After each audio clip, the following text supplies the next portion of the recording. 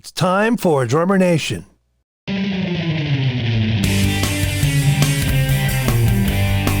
Born in Cuba, raised in Puerto Rico, and honing his musical style in the United States, Walfredo Reyes Jr. learned drums from a master, his own father, Walfredo Sr.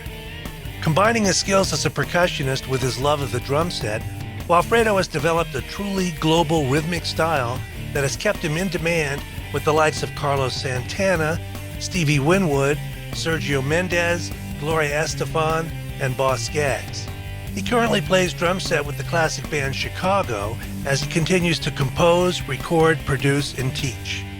My interview with Walfredo Reyes Jr. next on Drummer Nation.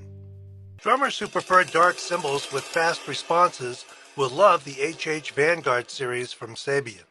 Vanguard provides an elegant, complex sound that is always musical. Each model is fully hand-hammered to be thin and light, with a flatter profile for a deep fundamental tone and a smaller, musically integrated bell. The result is a clean, woody stick definition with exceptional articulation and responsiveness. Find detailed information at Sabian.com/Vanguard.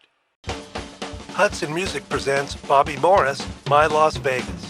His autobiography is the inspiring story of one man achieving his dreams and rubbing elbows with the greatest personalities of the 20th century. Welcome again to another edition of Drummer Nation, where today my guest is the great percussionist and drummer Walfredo Reyes Jr. His friends call him Wally, so I'm going to do the same, if I may. Welcome to the show, Wally. Well, thank you for having me. Oh, it's my honor to have you here. Now, in a lot of well-known drummers I interview, I don't do a lot of background because there's so much other stuff on them. But in your case, your background is very special. You were born in Cuba, which is one of the mother churches of rhythm of the universe. And your father is one of the most renowned percussionists on the planet as well. So tell me about those early years of absorbing that culture. Well, mostly we left Cuba when I was 5, and then we moved to Puerto Rico. And when I was like around 12, the rock and roll hit me, and my dad was a busy musician in Puerto Rico, all his friends coming over. And then, I absorbed it unconsciously while I was there, but I was actually loved the rock radio that I was listening to. And that's the reason I started to play drums, to get drum lessons, while I already play some percussion for fun. And once I started seriously studying drum set with my dad, at that particular time, he got a contract to go to Vegas, and we decided to move the family to Las Vegas, and I was like 13. And of course, when we arrived in Las Vegas, he put me with another drum teacher. And, the mixture between having Latin music in the house and my dad being a big jazz player, because even though he did a lot of Latin albums and all that, all those guys were jazz fans.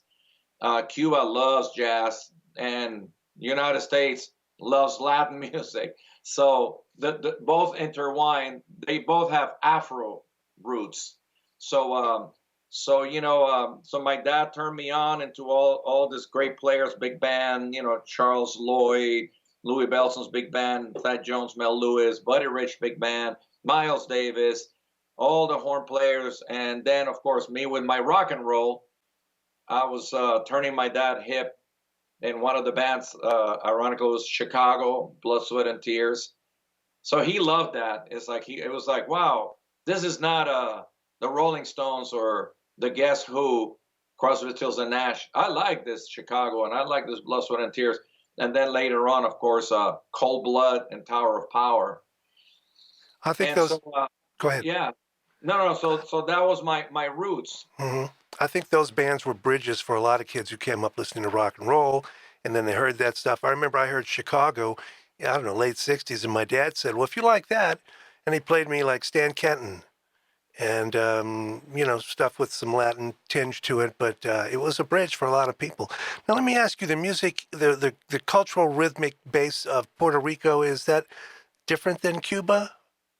Very similar. Like Santo Domingo, Cuba, and Puerto Rico are very, very similar, even in food. But Cuba obviously is is this big. Santo Domingo is this big, and half of it is Haiti. Mm-hmm. And Puerto Rico is tiny. So, like, compared to Cuba, I think it fits in Cuba like 14 times. So, obviously, Cuba has a more range of land and regions, and then more different cultures within Cuba and music styles. You still think of yourself as Cuban? Well, to tell you the truth, I was just thinking about it the other day. I'm actually like such I think myself of a citizen of the world because I've traveled the world so many times. When I go to Cuba, they tell me, where are you from? And I says, from Cuba. He goes, but I left when I was 5. He goes, oh, but so you're not Cuban. You've been here 5 years. And then so when I go to Puerto Rico, I'm Cuban. And then I tell them, well, I came from the United States. So then I'm an American. Of course, Puerto Ricans are American. But, you know, right. I'm like a man with no land. And every land I've adopted. You're a man with every land. Yeah, I'm a man with every land because when I arrived in Las Vegas, I was from Puerto Rico. And when I arrived in Puerto Rico, I was from Cuba, you know, so it's like, and I didn't live enough in Cuba to be called authentic Cuban by many Cubans because they say, well, you lived in Cuba 5 years. Yeah, but the music, you certainly incorporated that. But you know, you take your roots with you, and like with my dad, even in Las Vegas, we used to have parties. Alex Acuna later on arrived in Las Vegas, and he used to set up his drum set to practice in my house because in his apartment he couldn't practice, and that was like a great teaching lessons with Alex. And then my dad had like jam sessions, and Louis Belson would come over, and the Latin guys, Cachao. So it doesn't matter. It doesn't matter. You don't have to be in Puerto Rico and Cuba to be doing that. Of course. And then especially today with YouTube, like right now, I've been recording, and one of the projects that I'm doing now, believe it or not, I fell into it right here while in lockdown. I'm training actor Javier Bardem to do the role in Ricky Ricardo, the Ricardos, really? Which is big film in Hollywood. But right now he's in London doing another project, and I was FaceTiming him from here to London, and he doesn't have his conga yet, so he was actually playing on a seat in his hotel room. And I had a conga in front of me, so I was giving him some tips on how to play the part of Desi Arnaz, which he's going to be doing. And that was in London. And then I clicked the phone, and then I've called somebody else, and I'm writing a song with another friend of mine in London. And today, the world it's just one world. Here we are, yeah. And it's really an amazing thing with technology, what you can do. If there's a will, there's a way. Mm-hmm. Now, you're known as equally as a great drum set player and a great percussionist. Did the percussion come first? Yeah, percussion came first as fun. You know, go to the beach, playing with the guys in the neighborhood, playing Christmas songs in Puerto Rico. And once I wanted to play drum set because I wanted to play like the Stones, the Beatles. I wanted to play drums not because I love the drum set necessarily. I think my dad was a drummer, and I think I saw the drum set as a vehicle to make music with the music that I love. So I wanted to play those songs that I love. So I wanted to play Beatles songs, Come Together and Honky Tonk Woman, and Chicago songs and Led Zeppelin. And I bought one of my first albums that I bought with my own money was Chicago Transit Authority and Disraeli Gears with Cream. So I would listen to those and Sunshine of My Life, Sunshine of Your Life. Right. And it was a different beat than so I listened all those records, and I wanted to play in a band like that. And the drums became like a vehicle for me to be in it, but not really realizing that as I kept up the percussion, when I went to Vegas, every band had a drummer, but not every band had a percussionist. So that was your access, yeah. I joined every band that you can imagine, from my age group, top 40, school bands. My first professional job, union job, was with Debbie Reynolds playing bongos. And so that was a learning experience. I had to put a tuxedo, and then I had to do my homework, get a sheriff's card. I couldn't go to the casino. But I was hanging with older musicians, then going to school during the day, and then later on doing my homework, doing my music lessons, having dinner, and coming to do the show, 2 shows, 8 o'clock and 12 o'clock. Mm-hmm. And so the discipline that Las Vegas taught me was like to play all styles so you can be able to work, number one. Be a total professional, be on time, listen, smile, and consistency. When you have an engagement that is like, whether it's a tour or going to work for like 3 weeks, 2 shows a night, you cannot, like on the third show, get bored and change your fills. And so basically that discipline I learned from Las Vegas, which now I use with Chicago. You know, it's like a 8 months in and out on the road. And, you know, we're all humans. You know, we go through changes, and some of these guys might get a little bored, but, you know, you're playing the songs, but I'm not going to change everything around because I am bored. Mm-hmm. You have to have that fill that everybody's counting on. And when this part comes in, I'm here.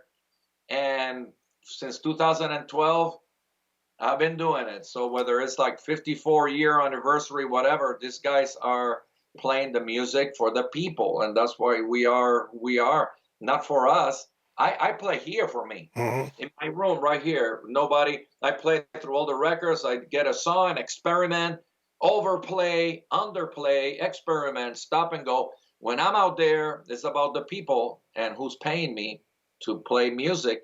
And the people come to hear those hits, and I want to represent those hits as much as possible to make them dance, to make them smile, to make them have a good time.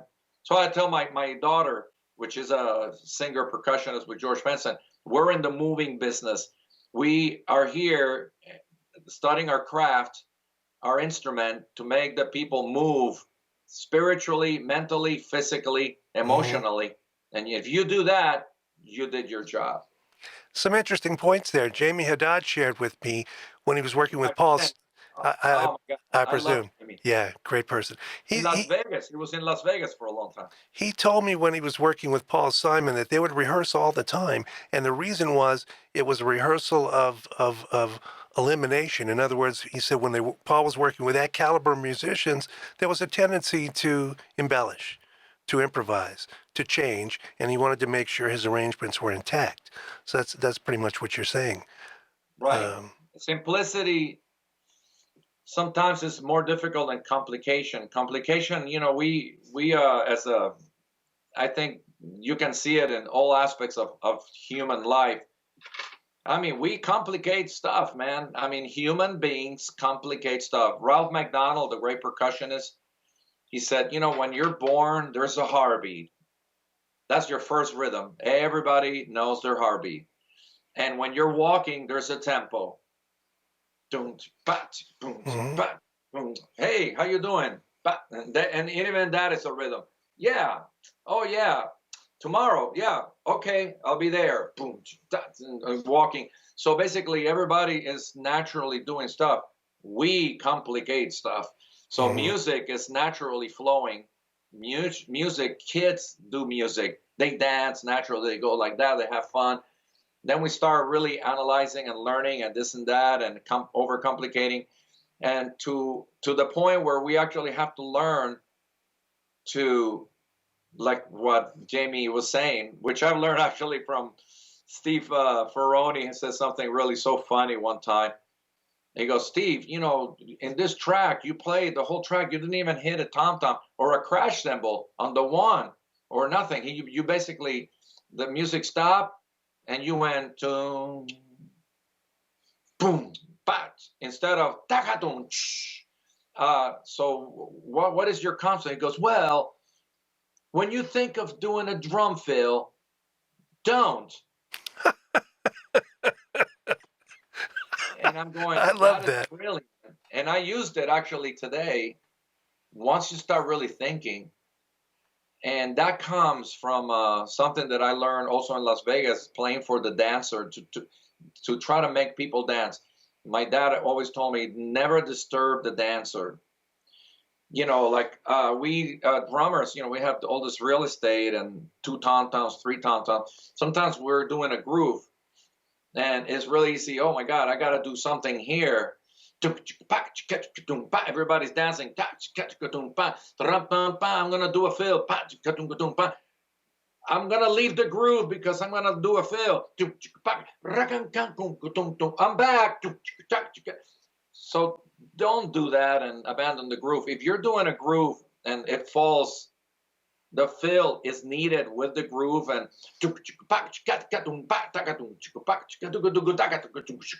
but it's like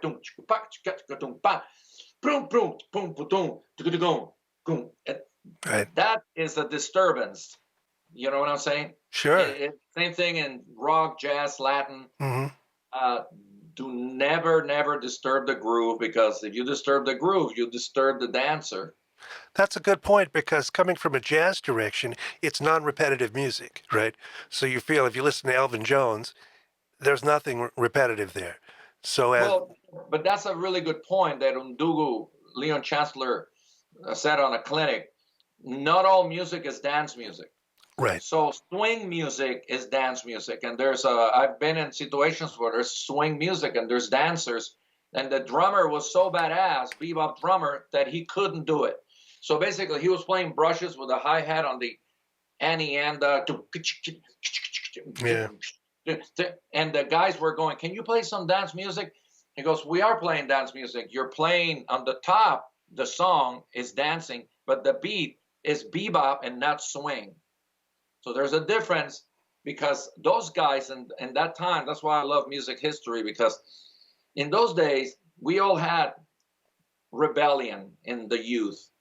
In those days, when you have big bands, the youngsters formed this movement, and they would go to the clubs they were so virtuosos that they went, and the people went over there to sit down, smoke a cigarette, and have a drink and go, "Holy shit."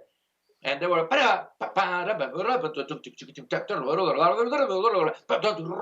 Max Roach, you know, Charlie Parker, this and that. That was not dancing music. They had come from doing their gigs. And it happens with DJs today. So when I was in England, there was this DJ that he came from 2 gigs of doing house, what they call house music. Hey, and the dance floor is packed. But at 3:00 in the morning, they all met at this club and they played drum and bass. Drum and bass is the art of DJ, but the crowd is not dancing. They're going, "Holy shit. Wow." So it's like surround sound. In fact, there was a DJ there that took a brush solo from Art Blakey, a drum solo, and cut it and created. So basically you hear and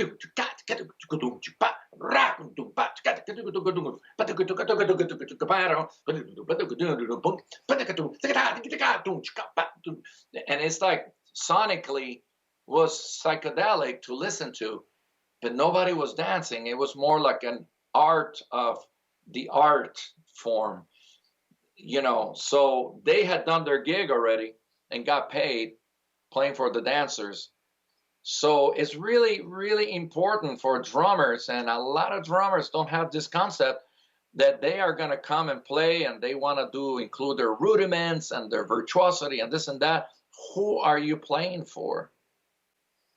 I mean, because like my dad said, if you're actually going to go on a club to play for dancing, and this guy comes in and spends a lot of money with this lady at the bar, and man, now he finally gets his gut up to, "You want to dance?" Well, sure. And she's dancing with him, and you're playing some groove stuff, man. And oh my God. And I experienced this in Las Vegas. And the guy is dancing, and everybody's dancing and happy. All of a sudden, you're going to play a ballad, And in those days, I was playing like Barry White, Ed Green. And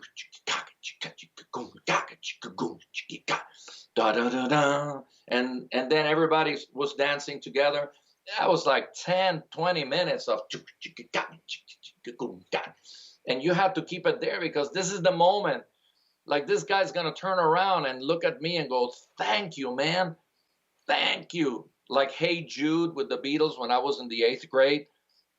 If you didn't pick a girl to dance and talk to and bought her a drink and went out and danced, by the time Hey Jude came in, it was a 10-minute ballad that you can actually dance with the girl. La, la, la, la, la, la, la. If it was a dancing song. So when you actually play that song, Hey Jude, if you're actually going to play it, you can't be playing drum fills and showing off and stuff like that and messing up. So I'm very, very aware all the time. I always say now, I basically summarize it for my drum students into 3 things. And I had a lesson this morning, by the way, at 9 o'clock in the morning. And it was a church drummer. And the same thing. It's every style. Tempo, styles, groove. Everything else comes after. Fills and solos come after that. If you can solo and do a lot of fancy fills and you don't know the tempo of the song and you're playing the wrong tempo and you don't know the style of the song and you cannot groove with the music that you're playing, basically they wonder, well, man, I play circles around the drum set. I don't know why they don't want me. So basically, I come over there, and I actually have it right here. I told this guy, this is my friend, because if right now, this is by my hi-hat, and if we're playing and it sounds great and everybody's happy and it's what it is, and that's fantastic. But if right now there's a guitar player, and he comes in, like many guys that I work for, and he goes, hey, man, I want to play this song, and this is the thing.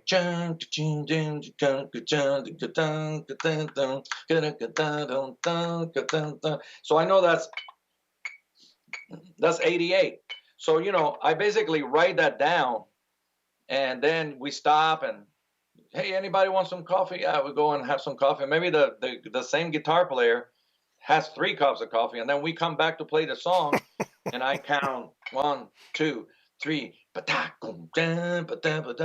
and it's what he wanted, but he might go, it's a little slow. He goes, well, that's the tempo you were playing 20 minutes ago. But you want to play it faster? Go, yeah, let's try it a little faster. Okay, a 92.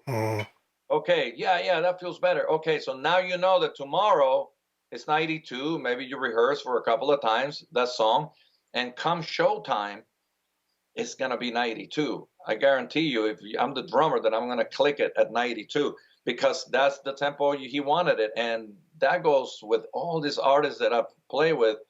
Lindsey Buckingham, some of them are so specific that they want not 93, not 90. In fact, Steve Winwood, one time I was playing and I actually thought, man, this is like, it feels good, but, I think a little edge will be great. And I up it like 1 or 2 clicks. And at the end of the show, he came to my dressing room and he goes, Wally, was that a little faster? And I went, yeah, I kind of like thought maybe, might be cool, maybe a couple of clicks faster. He goes, no, put it back where it was, would you? He goes, okay. Erskine tells a story like that with Steely Dan, where his some tune he thought wasn't sitting right, he changed it like 2 clicks, and they came up to him afterwards and said, what's wrong with that? Well, it didn't feel, they were looking around like, what's wrong? And he told them, they said, yeah, don't do that again. Yeah, because you know why? Sometimes it has nothing to do with the drummer and tempo and rushing and dragging. Lyrics? Some lyric, correct.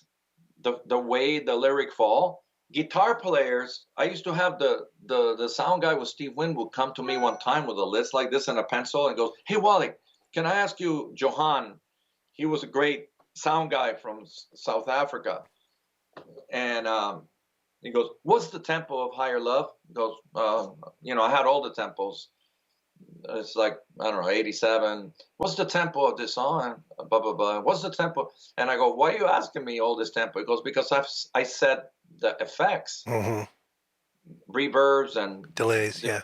delays and stuff like that.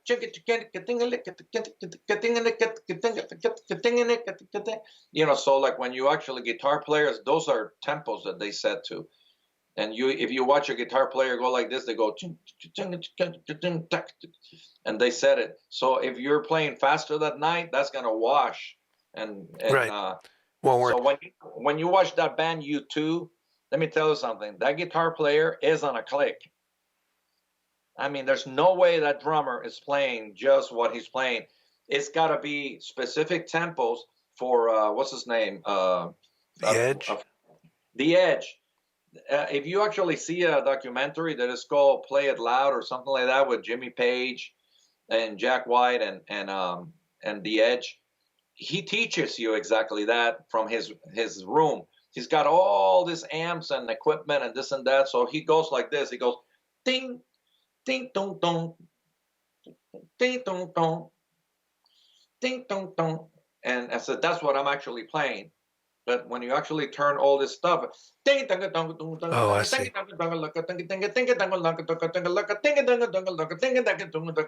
So when you're the drummer, you got to play that specific tempo and not variate, because it's got to be,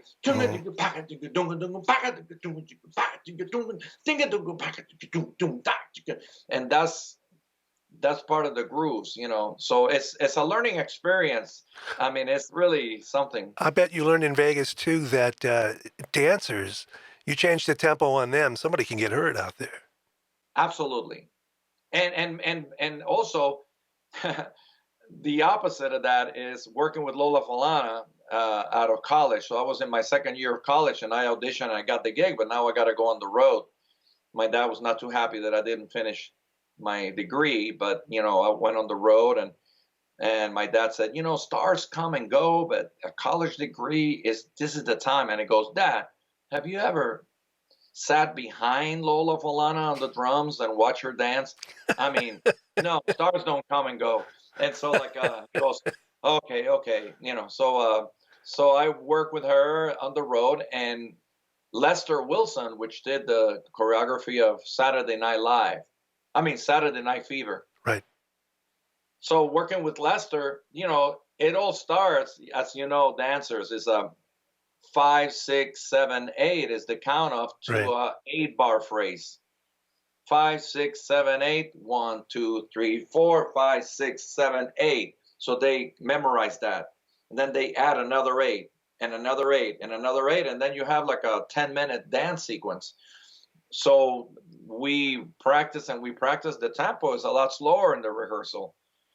So the Lester will go, take it around right here. Okay, are you ready, Wally? Go 5, 6, 7, 8. 1, 2, 3, 4, 5. So then by opening night, it's like 5, 6, 7. By the third week of the show, Lola will go, Wally, kick me harder. Like, it's lagging behind. But what she meant was like up the tempo. I'm getting bored. Now we all know the steps. So I would have to keep track of the original tempo that the piece is. But they would get bored, and she wanted it fast. And that was my argument with her, because I knew her enough to actually go over there, and not every artist I would do that, but I would go, Lola, but the music suffers. The singers cannot even sing their part. It's too fast. And instead of going it's because it's too fast. And she goes, oh, I can't dance like slower than that, And it's like, all right. So make her happy, right? Yeah. Now, I noticed some names in your resume: Paul Anka, Debbie Reynolds, Lola Falana, Juliet Prowse. I presume those are showbiz people. That was in Vegas. That was in Vegas, yeah. Paul Anka, I actually even worked later on with Michael Thompson, guitar player, and I played percussion with him. I played drums in 1980. And yeah, and in Las Vegas, like I was saying the other day at the great meeting. By the way, I had so much fun, and I was talking to Bobby Sharp, and he said, "Well, next time, bring your wife, have her give the perspective of being a musician's wife, you know." But it was a really great fun time, I'm and glad you I were there. mentioned, You're yeah, always, you're always so welcome, and so is she. So at some point, you decided that maybe it was time to go a little past Vegas, and you moved to LA. How old were yeah. you then, and what was your thinking? Well, I always wanted to move to LA because that's where the recording and everything was coming from there. And then every musician that came to Las Vegas was like, I met Luis Conte when he was with the Supremes. And then Alex Acuna moved from Puerto Rico to Las Vegas. And then after a while of working in the hotels and all that, got the job with Miroslav Vitos. And from there, he went to Weather Report. Then he moved to LA, and then everybody that wanted to expand their horizons in recording and other genres of music moved to LA. I met Carlos Vega, another great drummer. He lived in LA. So basically, it was just like the road path was like LA. But, I'll tell you, I don't point the finger to anybody that didn't make the move. It is a big sacrifice because you get really, really comfortable in Las Vegas. I was making money. I bought a townhouse when I was 21, had a nice car, would go and do the shows. We had different side bands for kicks we had, but the steady gigs.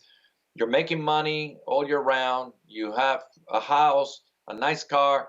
Why go and take that big dump? And I did. So Carlos Vega recommended me for a gig, a band called Caldera. Yeah. That he went to do Olivia Newton-John. He played on the hit Physical. Mm-hmm. Let's get physical, Mm-hmm. physical. It's a big album. So, Tom Scott was the MD. yeah. So he went to do other gigs, and I got a call, Eddie Del Barrio, and he said, "Hey, Wally, Carlos Vega recommended." He goes, "Man, I love this band. It's like Steve Stavaglione in the band and all these people in the band." And he goes, "So when are you going to be back in town?" And I go, "Back in town? No, I live in Las Vegas." He goes, "Oh, no, man, we got to have local guys because, we don't have the budget to be putting people in hotels." I go, "I'll drive down 5 hours." I go, "Yeah, but then you got to stay in people's house. And, sometimes we say, hey, let's get together tomorrow, and you got to drive. It's got to be, we cannot have that." So I hung up the phone, and I put my townhouse for rent. And I started looking for places in LA. I remember I stayed at a drummer friend of mine. I looked in Santa Monica, and I finally got an apartment in Sherman Oaks. And it was like more money than than Las Vegas. And it was like a 1 bedroom, 1 bath, no parking, no pool, no tennis courts like my townhouse, right in Sherman Oaks, where I can hop across the hill Good and spot. be in Sunset Boulevard, Mm-hmm. in North Hollywood, in the studios. So I had a gig. I was smart enough to actually keep my road gig with Ben Vereen and then with Marilyn McCoo, which wasn't working too much. It was perfect for me to be in LA and then do my gig, pay my rent, pay my car. And I had no furniture or anything. Mm-hmm. It was just my anvil cases, my drum cases. I ate in the bed, no TV, just record player. And it was just all about music. Starting over, yeah. There was no romance, no nothing except music and waiting for that phone. And when the phone rang, "Hey man, I cannot do this rehearsal. Hey, you want to come and see this recording? Because I might need a sub." So subbing, all the jobs that nobody else wants to do.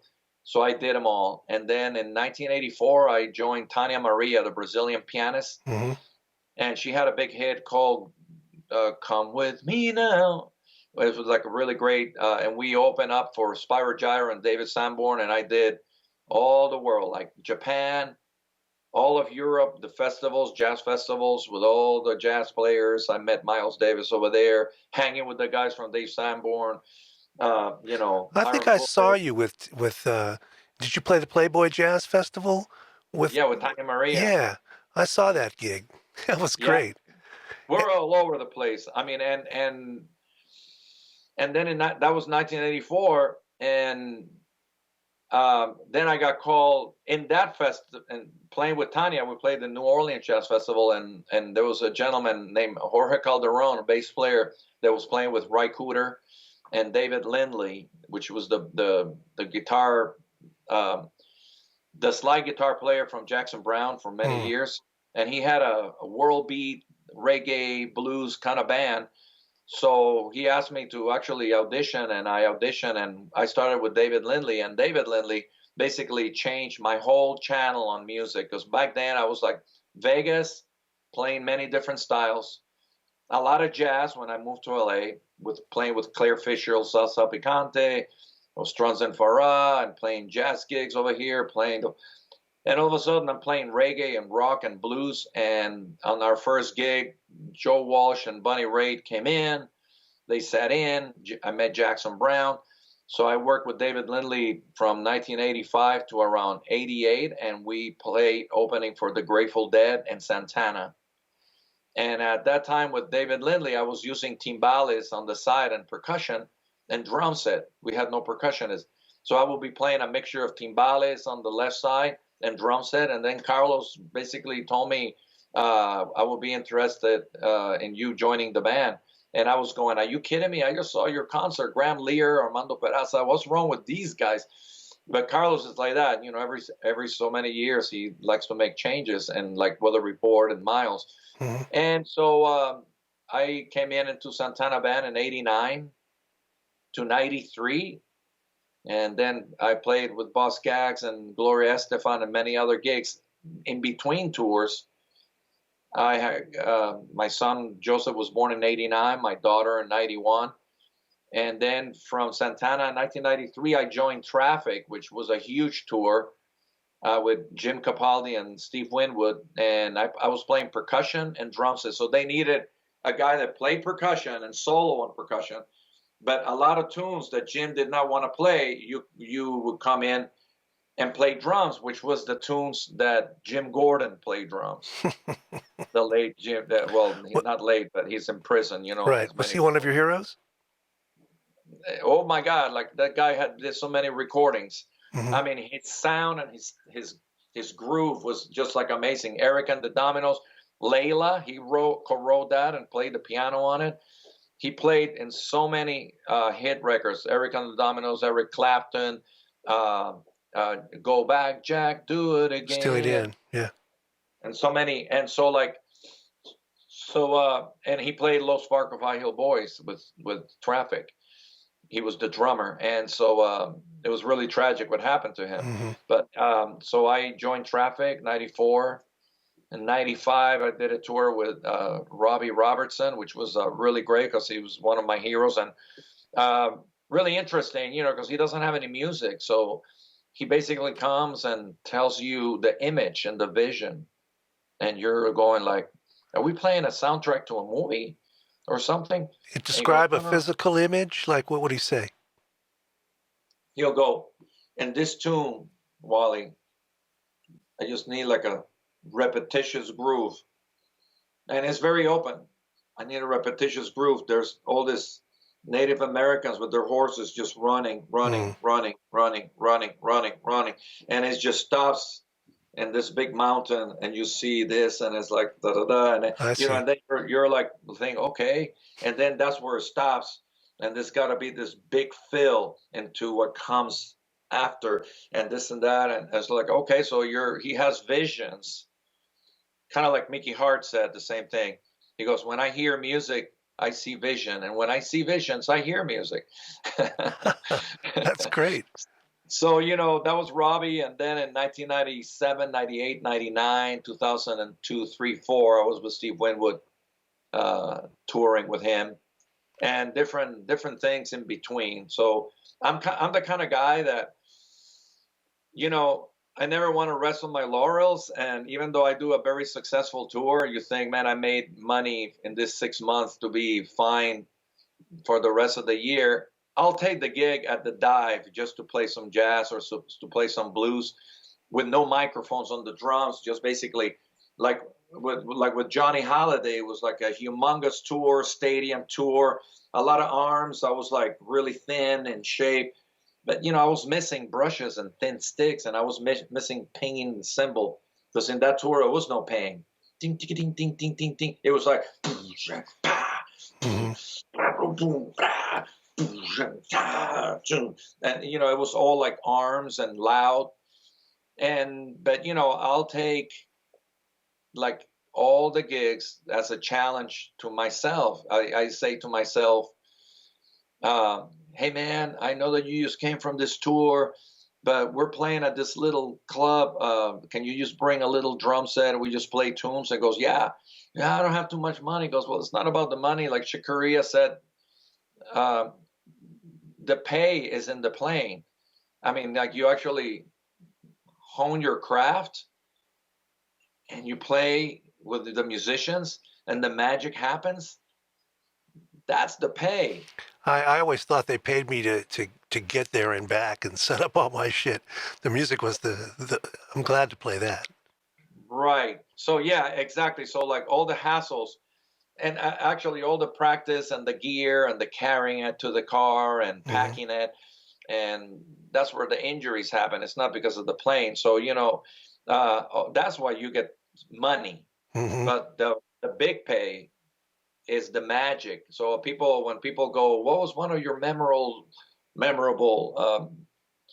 concerts? Well, yeah, I mean, stadium tours and playing in front of 200,000 people in Brazil, and Johnny Holiday 500,000 people. But there's moments at the Little Baked Potato, it was only 30 people that he made magic.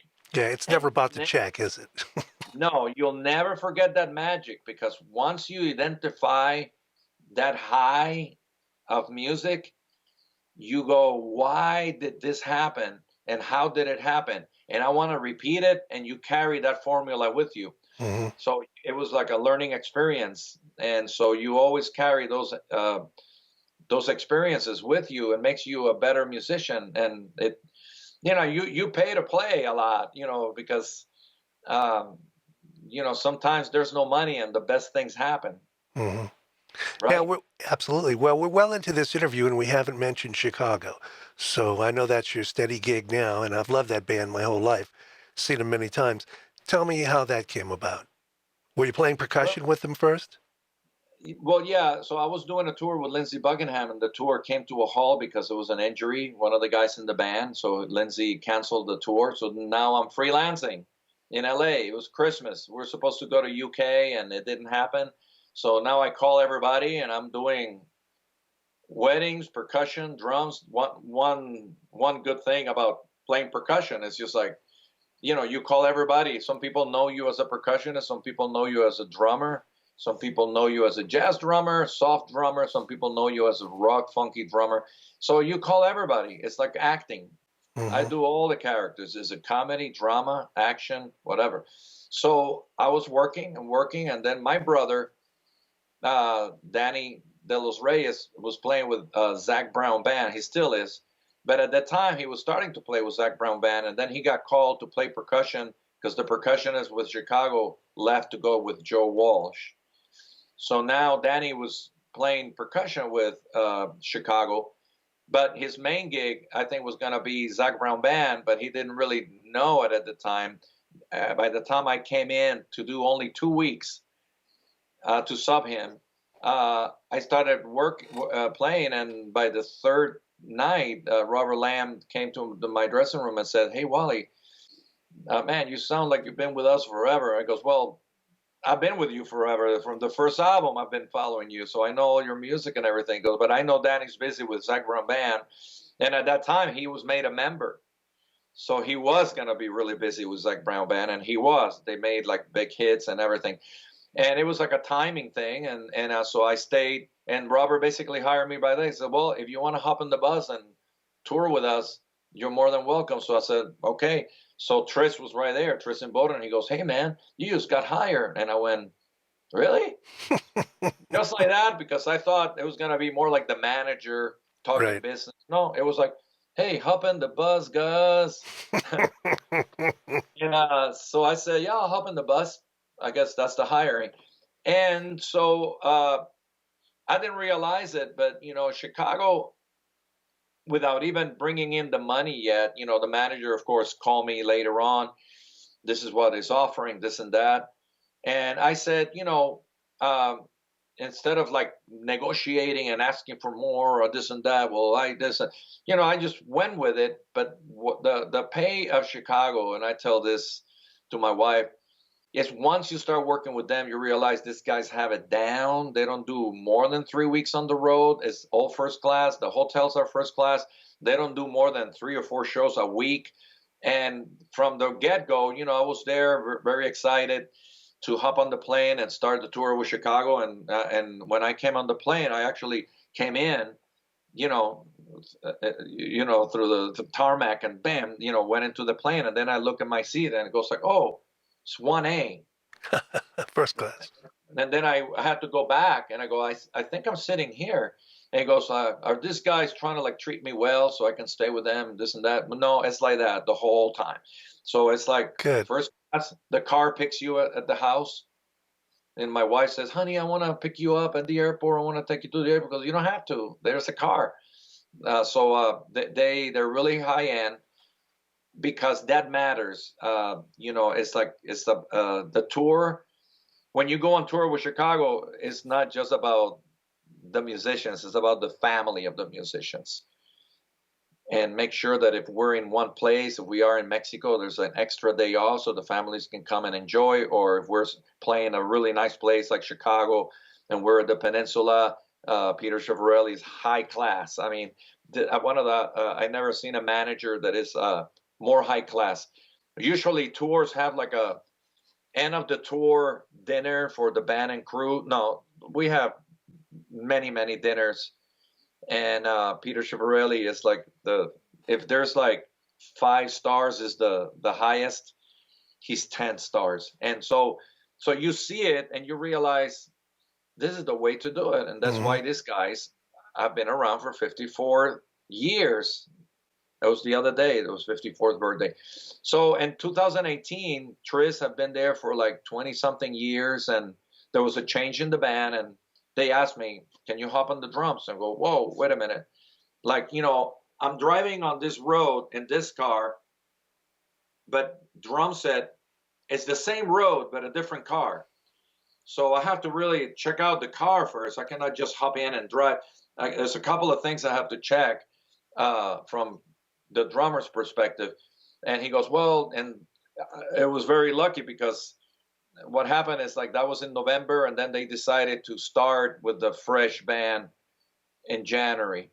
So, but they were asking me, can you just hop on the drums? He goes, I'm not going to hop on Tris's drum set and play just like that and make a fool out of myself without rehearsing or anything. Because these guys don't rehearse. They do not like to rehearse. And so basically it's like, learn the show and I'll see you at the downbeat. And so I did that in January. So I hopped in 2018, and I've been playing drum set with Chicago. And my brother started actually the engagement in Vegas, but then he went back with Zach Brown Band, and we have Ray Islas and a new singer and a new bassist. Jason Sheff left, right? Yeah. He was like a family man and a guy that. He had two children, and they were not used to like really going out on the road like for 8 months in and out. With Chicago, it's like you got to commit to the road. Mm-hmm. I mean, so with my wife, we made a pact. Hell or high water, after 2 weeks, you're meeting me. I don't care where we're playing. If I'm playing Mexico, fine. Hawaii, fine. But what about if it is Peoria, Illinois, right. 5 degrees -0? I'll meet you there. You know? So basically every 2 weeks or I come home or she comes on the road. So you keep that balance in your life. That's so important. Yes, because, you live and learn.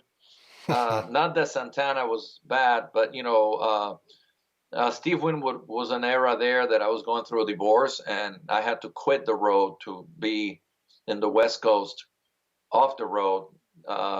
And I'm glad I did because I have a relation with my 3 kids now. But, that's like, those are decisions that you make in your life that When you're young, music is 100% a first priority, but then later on, it cannot be the Everything. top priority. Right. You know, you got to have a relationship because, like somebody said, after you sign all the autographs and the meets and greets and all that, and the people and the standing ovation, you go to your room, you close the door, and there's silence. There's no one.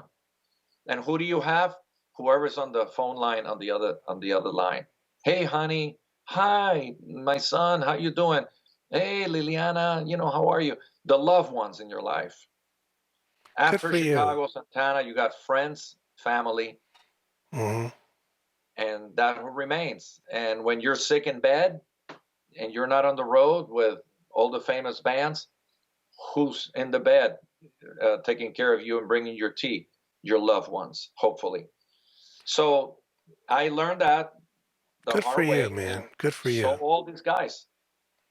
Yeah. Now, we haven't talked about the music though. You came into that band following Danny Serafin, who was there forever, one of the founders, Tris Imboden, two great drummers. I imagine when you came on, they wanted a little bit of Walfredo Reyes Jr., not necessarily playing the parts that had been played that Well, way for so long. you know, that's a really, really good question because when I go into a situation like I did with Chicago or Santana, whatever, I don't care what the albums are. I let the person know, can you send me a, a tape or a CD of the last shows? Because sometimes it's not because Tris was doing a bad job or Michael Sharif was doing a bad job or the drummer from Steve Winwood was doing a bad job. It was that they were not there anymore and they wanted to continue the business going forward. So now you got to come in and take over what they're used to. And Tris was doing some of the things differently than Danny because Tris was there actually longer years than Danny. Tris was there for 28 years, Wow. I think. Yeah. So you know when you realize that they gotten used to the tempos and what Tris played. So I came in and I played what Tris was playing, the tempos and everything. Um, and when you are successful doing that, maybe you can change, or maybe if they request, well, you know, I know Tris was doing that, but can you try this or can you try that? So you have to be able and ready and comfortable to play groove with a click, groove without a click, groove like Tris was doing, change something that Tris was not doing and come up with something new. Go back to what Danny Serafin was playing. So play half the tune like Tris and do what Danny was saying. So it's basically just basically I'm the batter, just start pitching. You know, curveball. Okay, this was strike. Okay, forget about that. Oh, this was a, you know, so you got to be ready for everything, and then little by little, once you settle into the show and they're happy, like sometimes, you know, I do something. Everybody has their own thing, you know, like in the band, like the leaders. Lee wants consistency, you know, the right tempos and consistency every night. Uh, Robert likes to hear fresh stuff, so sometimes I do that, and you know, he's like the percussionist is to my left, and then there's Robert. So sometimes I'm playing and I do something, and Robert goes, he just looks at me like, all right, like so that means That's good. in, Yeah. keep it. And then Jimmy, you know, turns around sometimes when he walks around and he turns around, he's playing trombones, you know, so I'm playing like this and he's facing the audience. And sometimes, you know, he's playing the trombone and he turns around and he goes like, you motherfucker. That's And so great. like, you know, like, so, you know, that's like the little ways that they're happy. And I always come in, if they don't like something or they want to change something, they just come to the dressing and goes, hey, Wally, goes, hey, and at the ending of this tune, that has to be a little faster, has to go a little faster. Goes, oh, okay. Goes, yeah, don't lay it back so much, just move it ahead more. Go, okay. And Lee's very cool, you know, and I once in a while I do like what they call quality control. I come in, when we're all like relaxing before the show and they're in the dressing room. I come into Robert. He goes, "Hey, Robert, how you doing?" "Fine." He goes, "How's it going? Everything good?" I go, "Yeah." I go, "Everything good? Like, is everything good on music or whatever?" And then sometimes he says like, "Oh yeah, I meant to tell you the other day. Is that da da da or whatever?" And then I do the same thing with Lee and Jimmy. The rest of the guys, we have like a tight knit band, and we're on the bus together. So we come up with stuff. So that's one healthy way. Not on stage, scream to each other like some bands do, Right. But it's always like I learned that with Steve Winwood is the same way. Steve basically never said something, and then after the show, he'll call me. He goes, "Wally, could you play an and after the fourth bar in the chorus?" I go, "Where's that?" He goes, "Oh, you want it pushed?" I go, "Yes, thank you. All right, fabulous." So that's like a very nice civil, because artists are very emotional. Sometimes they just want something like now, now, now. Yeah, even if you're working at Walmart, if your supervisor doesn't like something, that's an aside conversation. It's not to be done in Absolutely. front of the customers or on I the agree. floor of the venue in this case. Yeah, it makes good humanity. Yeah. By the way, on your website there are recordings of you playing with Chicago with the camera basically just on you, and it's like a drummer's mix. It sounds great. Those are fabulous, man. Yeah, people love that. I actually put that so people can see what I'm doing back there. But it's not the front house sound. This is the sound that I hear because we all have our own mixes. Okay. That's what I So noticed. It's a drummer's mix. So yeah, it's a it's drummer's great mix to with the check drum out. set a little. Yeah, because I need to hear myself really, really quality, and I cannot like be hitting and not hearing myself, because then you tend to overplay and play too Hmm. loud. If I Hmm. actually sometimes I'm playing and my in-ears fall, I am loud, but I want to feel comfortable. If I'm playing, oh my God, I'm just tipping the stick and hitting the snare drum, and I hear my ghost notes here really well. You tend to play relax, Right. and the sound guy says, "Man, it sounds great. Why play louder if everybody can hear it?" So that's very important to be always relaxed and not exerting yourself. Uh, you might be playing so loud, and that's when we were talking the other day. A lot of guys that don't know that they actually are overplaying, and the sound guy puts a plexiglass in front of you, and to basically, if you have microphones and you're playing loud, take the microphones off, because you're already playing loud and you don't need the microphones. But if somebody is going to put a microphone, like right now we're talking, you have a microphone in front of your voice. I'm using the computer microphone. If we didn't have a microphone and you were across the street over here, I would go, "Hey, how you doing, Michael? What's up?" But if I had a microphone, I would go, "Hey, Mike, how you doing? How's it going over there?" So it's the same concept with the drums. So all the recording drummers have mastered how to get a great drum sound that goes through the microphone and sounds great through the speaker in the booth. And right now, for example, uh, this is like one of the snares that I have that I record with. It's a Montanari, Joe Oh, yes, Montanari I know snare. him. Great guy. I have a DW right now, and so basically I add this, and this is duct tape. This is something that I learned from Steve Gadd. So basically, when you actually have like,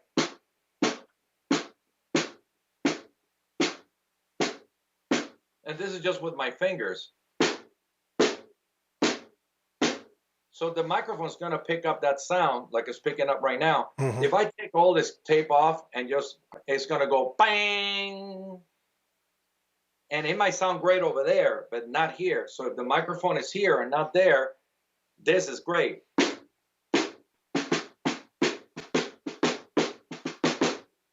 And it's going to sound good just with the cymbals. So if I play with my fingers, one of these cymbals, so that's with my finger. So with the stick, it's just going to sound a little louder. But if I crash it, it's gonna be too much. I So hear so many drummers I think play way too loudly. Now, you teach? yeah, I've You been mentioned. teaching all my life actually. I do that. I think everybody should teach. Everybody just teach because you learn. You're a student. When the student is ready, the teacher will appear. But you learn so much by teaching. So I try to help because if you teach and you are of service and you either get paid for a lesson or you get paid for a recording or you get paid to play a gig, you still are of service. I'm of service to the band Chicago. I'm of service to my students. I'm of service to the, today I'm doing, actually, this is right here, the Ken Anderson Foundation. So I'm doing something for the autistic kids. So I'm going to go over there with 4 drum keys and I'm going to teach everybody how to take the drum heads off, put drum heads, tune the drums, and they're going to have a foundation concert. So, I'm going to teach them how to tune their drums and change the heads. And so you are of service. And whether you get paid or not, you have learned a lesson. So by teaching and receiving, giving back, receiving, giving back, receiving, I think that's what it's all about. Good for you. Good for you. Man, you're so positive and such a great vibe. And you have your history down. You have the percussion, the drum set, the funk and rock and commercial artist, jazz playing. I'm not surprised at how successful you are. Well, I'm always trying to, like my wife says, Kirsten is such a professional. She goes, don't half-ass anything ever. So if you commit to it, just basically be something that you can be proud afterwards. If you don't have the time, just say, I don't think I can make it because I just not going to give quality. So that goes with any business, right? Real estate, restaurant business. If, Right. They're life lessons, right? Life lessons, yeah. Mm-hmm. So that's what I try to do right here with this pandemic. I've had to reinvent myself. We got married March 21st. Basically, here I'm in Newport, North Kentucky, and we got married and walked to our home. And I said, "What do I do now?" And so I knew about technology a little bit, but I was used to going to studios and I have down the street. Ashley Shepard has a Audio Grotto studio, which is like a church. Fantastic studio, but the pandemic shut it down. Mm-hmm.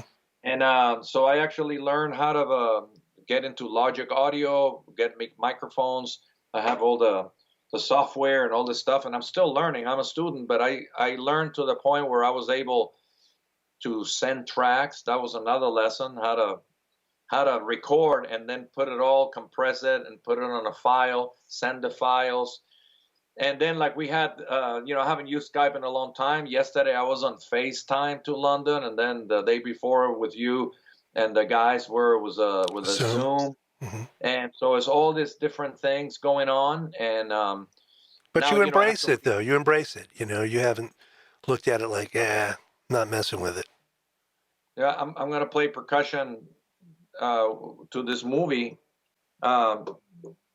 which is the Ricardos, like right.